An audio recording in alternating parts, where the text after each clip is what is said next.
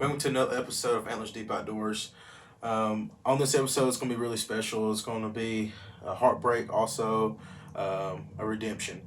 We went to this property that we're about to show, and been hunting this deer.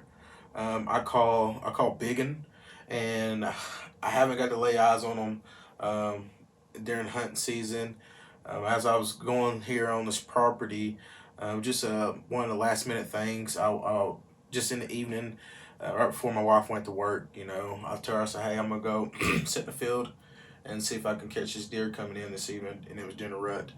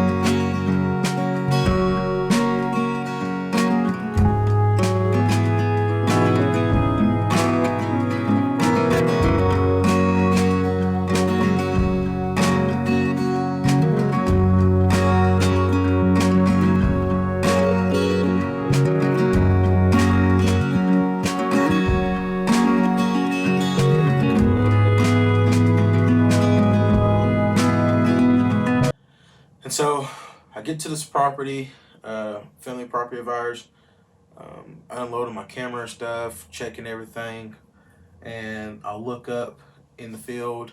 As you can see in this video, it's grown up, and I see a doe running through a field or a tail up, mouth wide open, breathing. I said, "Oh yeah, oh yeah." And as soon as I said, "Oh yeah," for the second time, I looked to my right, and out of the woods, here comes this nice 8-pointer.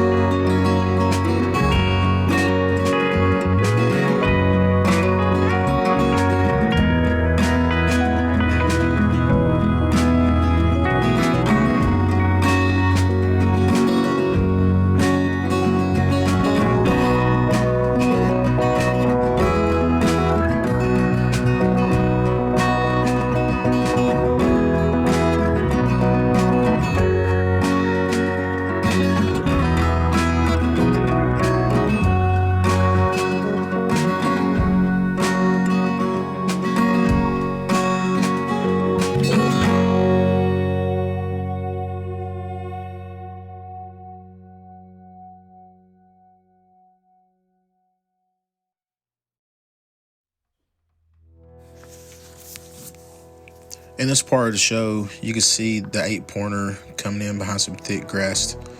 At this point, I'm trying to judge and see if this deer is a shooter or not. Of course, it's late in the season, and he's not the biggest 8-pointer, but I felt like he was a respectable 8-pointer at this point. Now, if you notice, I moved my camera to the left, so I thought he was going to keep walking into that frame, and I was set up to take a shot right there, but he stopped, and you can see his neck swelled out. You know, he's just looks like he's trying to be a bully out there. You can see the grass is very tall, and I have the camera set up kind of high too. The camera is taller than I am, and it's pointed down at an angle. And so at my view, I see the back of the deer, and I see, of course, his head sticking up. All right, when he put his head down, I thought he turned broadside when he moved right there. Well, in the background, you can see it's kind of thick. I went back in there a few years ago and cut some big old logs down. And when I cut those logs down, when I thought he turned, I thought his body was actually one of those logs, which it wasn't. So when he's turned right now, I'm thinking he's broadside right now. Okay, so my aim point, which y'all can't see in the camera, is pretty much that log. And when I shot right there, you see him move his head back. Like, it went right across his face, it looks like. At that point, I was like, there's no way I missed that deer. And for a second, you know, I've shot deer when they're in a rut, and they're just standing there, don't know what happened. So I'm thinking this is that point.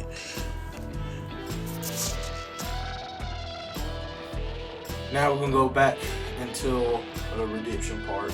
It's getting late in the season. Haven't seen, missed that 8-pointer a few weeks ago. So I go to the spot where I missed 8-pointer, where I had my blind set up at, which I was on my way to that long before all this happened. And so I get in the field, get over into where my blind's at, and it's pretty even. Of course, I bought my bow, and I knew, you know, I had to get some type of meat in the freezer. So, you know, even started out really well. Seeing a couple does. Of course, I was out shooting ranges, some thick stuff like you see in the video.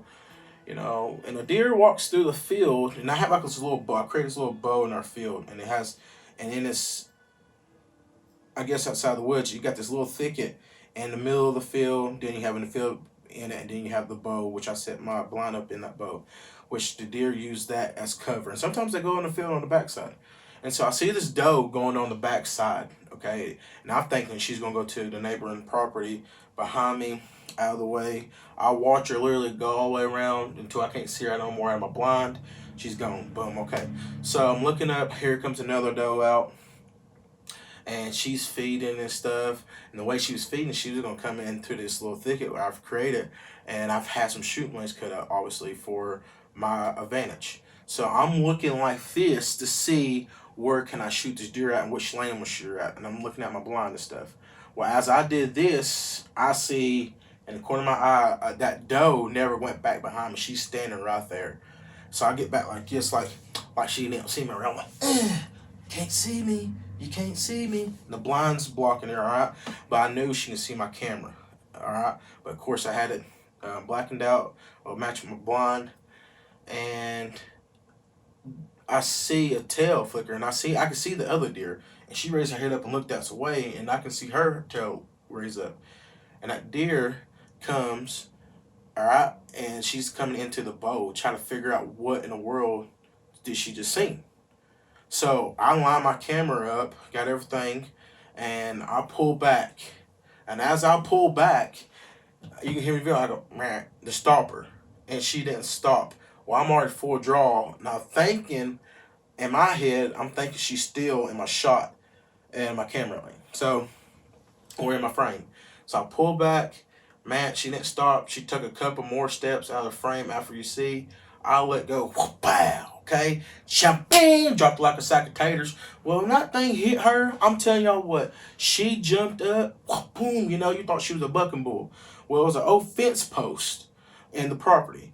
Well, when she jumped up, she smacked that fence post. When she done that, she kicked the arrow up. Her spine, she dropped like a sack of taters. She was done for, as you can see in the video.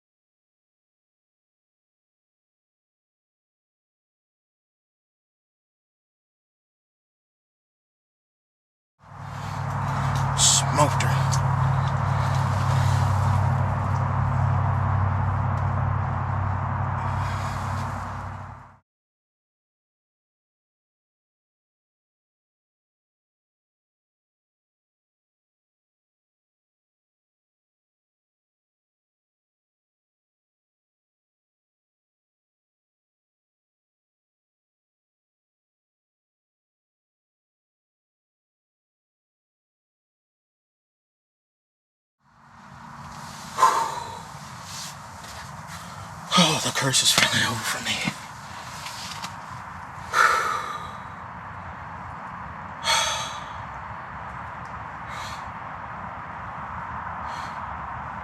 I never shot a deer like that and it dropped like that.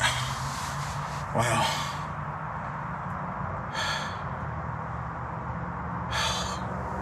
I tell you what, I don't know if I got the shot right on camera or not. She came out of frame for a second. Oh man. What a year, bro. What a year. In this field I missed an 8-pointer. Back just a few weeks before Thanksgiving. Right here, probably 20 yards. No, I'll say about 30 yards from where I just shot that doe. And it's just been a tough year, man. Haven't got to see a lot of deer. Haven't got to hunt a lot. And haven't even got any meat in the freezer. And finally, you know, it's 4:43 right now. I was able to get some time while I'm off work to come hunt. And I'd like to thank my wife's grandma. She's like, hey, I'll watch the kids while you go hunting. And I was like, yes, you know, like a little kid in a candy shop. And I tell you what, finally I was able to get out here, seen 3 or 4 around, I don't know, 3:30 or so. And I tell you what, I want to give a shout out to Beverly's gun and pawn shop in Coburn. On the G5 arrows. If y'all want to check them out, I'm gonna go track this deer. We can see what the kind of evidence it left. Also, want to give a shout out to Glory Knox. I love them. Easy to turn off, easy to use, and light up the sky. In my opinion, it's just overall great Knox.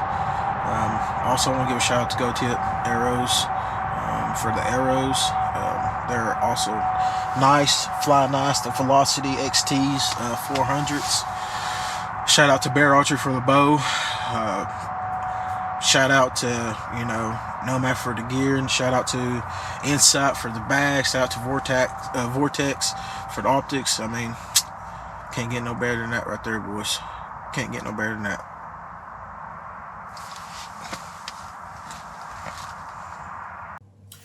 You talk about a long year. It was a very long year. Literally 2.5 weeks ago from that exact same spot, I missed the 8-pointer. And, anybody, some people, can get over it and stuff like that. It bothered me. Of course, you miss a deer, it bothers you. But I knew that, I had to grab the bow, get back out there, and just keep going for it. And it was already a slow year for me. I was able to harvest this doe, and a good size mature doe for me and my family. And I just took it all in right there at that moment, just to realize, hey, sometimes in life you're going to miss at your dream or at your shot or whatever, but if you keep pushing forward, nobody's became successful without overcoming failure first. And so after taking this doe, like I said, I just took it all in and recapped my season after that. And it is what it is. Hopefully this year coming, obviously, I definitely want to redeem myself. We got one good buck that we've been looking over all summer, so hopefully we can land this deer. But until then, here's something to get you excited for deer season. All right, I love you guys, and thank y'all for watching this episode of Antlers Deep Outdoors. We'd like to thank our proud sponsors, Beverly Gun Shop in Coburn, Virginia. Hollaback Game Calls, keep them running. Bear Archery Products. Trophy Ridge Products.